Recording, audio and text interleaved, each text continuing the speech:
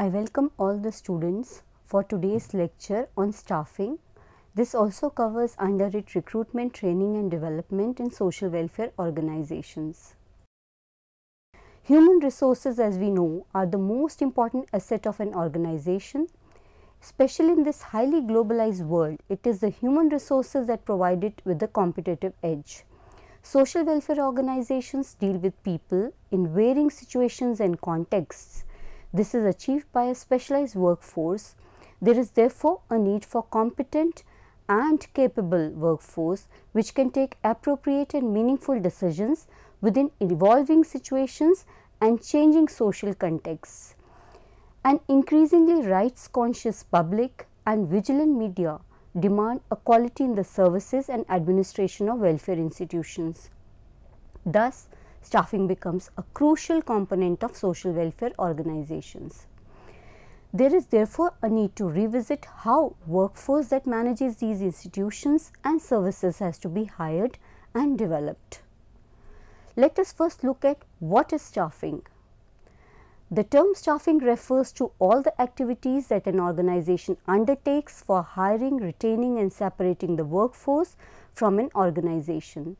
Through staffing, management builds and strengthens its organization.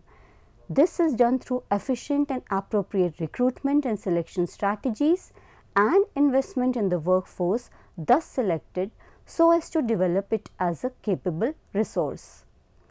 Staffing has also been defined as the filling of positions in an organization by identifying the human resource requirements, the levels, skills and competencies of the human resources required, the recruitment, selection, placement, appraisal and promotion, compensation and development. Staffing begins with human resource planning. This is a first step in the process of staffing. Human resource planning ensures a thorough audit of its existing human resources, the available skills and competencies, the skills and competencies required in future and the possibility of training the existing human resources to take up the new positions. Thus, human resource planning helps us to identify the available internal human resources and makes it possible to take decisions on tapping the external human resource market.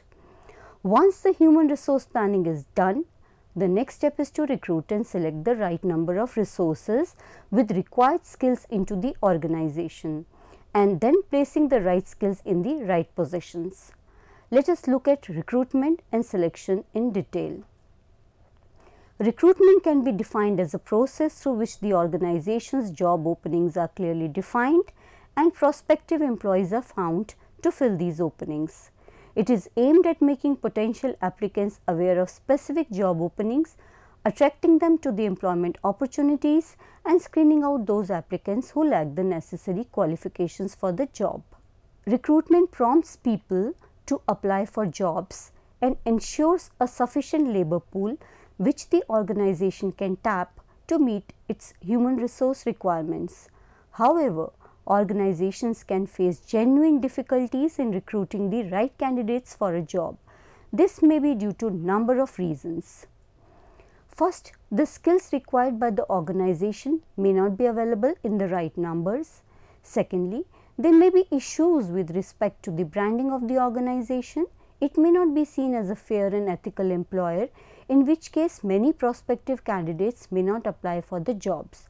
Thirdly, its human resource practices may not be employee friendly to attract the right resources. Organizations may have a recruitment policy to define its recruitment strategy and give it a direction. What we find is that the recruitment policy of an organization would focus on identifying the preferred sources of recruitment, recruitment and selection criteria and techniques, and a tentative budget for recruitment and selection. Organizations, especially the big ones, tend to have a documented recruitment policy which is reviewed at regular intervals. There are two major sources of recruitment, internal and external. The organizations can recruit employees who are already holding different positions within the organization. The organizations which rely on internal recruitment advertise the vacancies on the internal website of the organization and or on the notice boards of the organization. The eligible and interested staff can apply against these advertisements. Externally, the organizations can tap the pool that is available locally, nationally or internationally through various sources of recruitment. These are, firstly, advertisements. Advertisements, whether in the newspaper or magazines, provide a brief background of the organization, indicate the job and person-specific requirements, number of positions to be filled up, and guide the candidates on how to apply. Executive search firms and placement agencies are the next. Executive search firms specialize in recruiting executives of the specified profile for the interested organizations. Placement agencies work with multiple profiles of the human resources and provide the required profiles to the organizations. Next is referrals and former employees. Organizations encourage their own employees to refer people known to them who may fit the requirements for a particular position. This is a good source of recruitment since the referee understands the culture and job requirements, and also being part of the organization is likely to recommend good candidates. Very often, employees who leave the organization also provide candidates for recruitment to its earlier employer. Academic institutions are an excellent source for recruitment of fresh candidates. Organizations, especially those which require a large number of fresh candidates, maintain contact with academic institutions for campus recruitment. Direct applications are another source of recruitment. Many organizations get direct applications from the interested candidates. Organizations having good image are likely to get large number of direct applications. Next is technical journals and magazines. These are good source of recruitment for specialized positions in the organizations. Social networking and professional networking sites and employment websites are increasingly becoming very important source of recruitment on account of their large reach, cost effectiveness and easy accessibility to the present generation. These sites help to spread information about a job opening to a large number of prospective candidates. Professional networking sites such as LinkedIn help professionals to connect with other professionals offering jobs matching their profile. Employment websites such as monster.com, naukri.com, devnet are very popular with both employers and employees. Many candidates are recruited through Facebook as well. Job fairs and walk-in interviews are the next source of recruitment.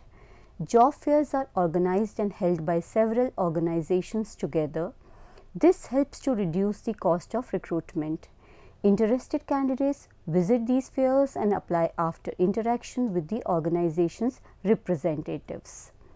Walk-in interviews are common amongst those organizations which require large number of people in a short period of time. These events register interested candidates and interview them on the same day. This helps to reduce not only the cost of recruitment but also saves time since recruitment and selection are likely to take place simultaneously. Recruitment process outsourcing can also be another source of recruitment. Organizations can outsource their entire recruitment process to a service provider who takes responsibility for end-to-end delivery of the recruitment process. After receiving the response from interested candidates, organizations may use different methods of shortlisting candidates for selection process. These are biodata, academic achievement, age, educational qualification, a preliminary interview or a skill test. These are aimed at gauging the minimum suitability of the candidate for the position and prepare a list of recruited candidates. Recruitment is generally considered to be a positive stage in the process of staffing since all the interested candidates are encouraged to apply. Selection is the process of identifying the most suitable candidate for the job and persuading the candidates to join the organization. The focus of selection is not as much to weed out the unsuitable candidates as to identify those candidates who are most suitable for the job and who would fit into the organization and its culture. Yet, selection has also been considered as a negative process, while recruitment is taken as a positive process. In recruitment, we make efforts to attract more and more candidates, whereas in selection, we make systematic rejection to find out the best.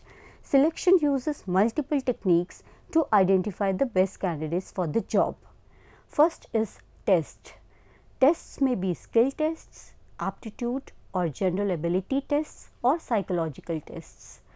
Next, we can have interviews. The interviews may be structured or open-ended, may be conducted by one senior person of the organization or by a panel.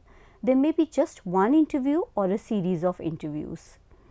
Third is group discussion or group tasks. These are administered in jobs that require working in teams or groups.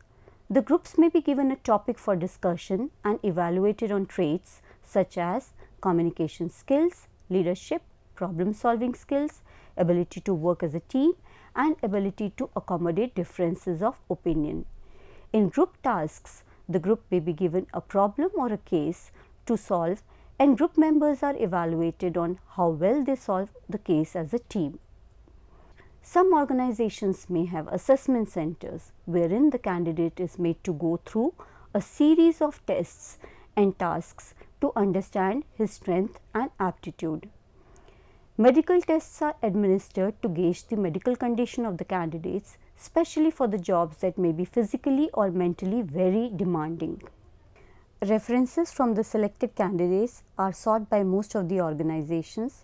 The selected candidates' potential, aptitude, academic and other qualifications as well as experience may be clarified and verified from the references. Once a candidate has been selected and taken into the organization, it becomes important that he is trained and developed. Training and development are crucial for organizations. The issues, nature of problems and emerging social context that need to be addressed by social welfare organizations are increasingly becoming complex and constantly changing. Hence, it is essential to train and develop the staff which administers these welfare services. Training and development of the staff, in addition to enhancing skills of intervention, improving the service delivery, also has a very strong impact on the employee morale and motivation. Organizations that continuously train and develop their staff tend to have lower attrition rate in comparison to those which do not. Training is defined as the use of systematic and planned instruction activities to promote learning. Training helps an employee to improve his performance by providing him with appropriate skills and knowledge. Organizations can enhance their employees' knowledge, skill and competencies in a number of ways. This leads to improved output and performance and high satisfaction rate of those who avail of the services. At the same time, improvement in one's own skill set provides a boost to the employee's morale and encourages him to take on challenges in the job, since they feel empowered and competent to take on these challenges. Following are some of the ways in which organizations train their staff. Hands-on methods such as on-the-job training and self-directed learning. In case of on-the-job training, employees are put on the job and they learn and get trained in the process of their work. This is one of the most common and economic methods of training the staff. Apprenticeship is another way of getting trained. In self-directed learning, the individual takes responsibility for his learning by selecting, managing and assessing his own learning. Second is deputation within the organization.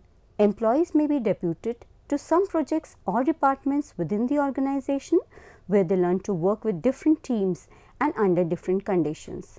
The third is classroom training. The employee may be provided classroom training within the organization.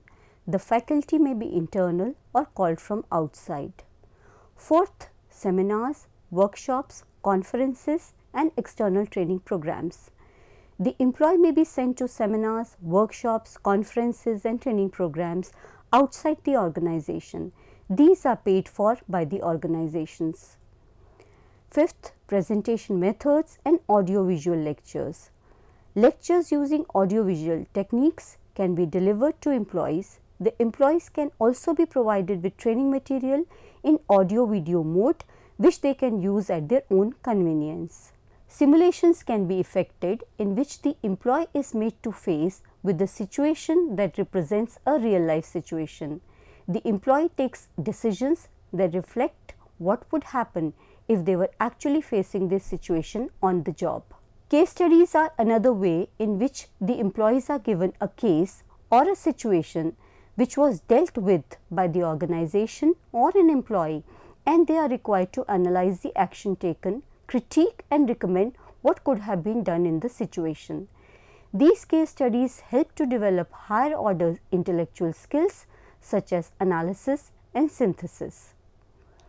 Role plays facilitate learning through providing information about a situation and requiring people to act in the situation. Behavioral modeling is encouraged by some organizations. Behavioral modeling uses the principle of social learning. This provides trainees with a role model. This person has certain behavioral characteristics which the trainee is expected to replicate.